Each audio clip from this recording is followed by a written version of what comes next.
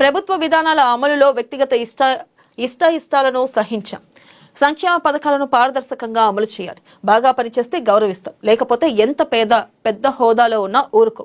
పనితీరులో మార్పు రాకపోయినా నిర్లక్ష్యంగా వ్యవహరించిన కఠిన చర్యలే. ఇక పనితీరును 3 నెలలకోసారి నేనే సమీక్షిస్తా.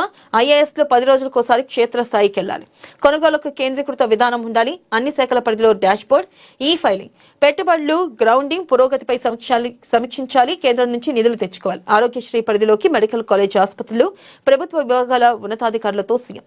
ప్రధానంగా చూసుకున్నట్టయితే వ్యక్తిగత ఇష్టాలను సహించమంటూ, అలాగే ఖచ్చితంగా సంక్షేమ పథకాలు పారదర్శకంగా అమలు చేయాలంటూ కూడా నిన్న ఇష్టాగోష్ఠిలో సీఎం చెప్పడం జరిగింది. ఈ నేపథ్యంలో చూసుకున్నట్టయితే నిన్న సీఎం వ్యాఖ్యానించడం జరిగింది. ఈ నేపథ్యంలో చూసుకున్నట్టయితే బాగా పనిచేస్తే గౌరవిస్తాం, లేకపోతే గనక ఎంత పెద్ద హోదాలో ఉన్నా ఖచ్చితంగా వాళ్ళని ఆ పదవి నుంచి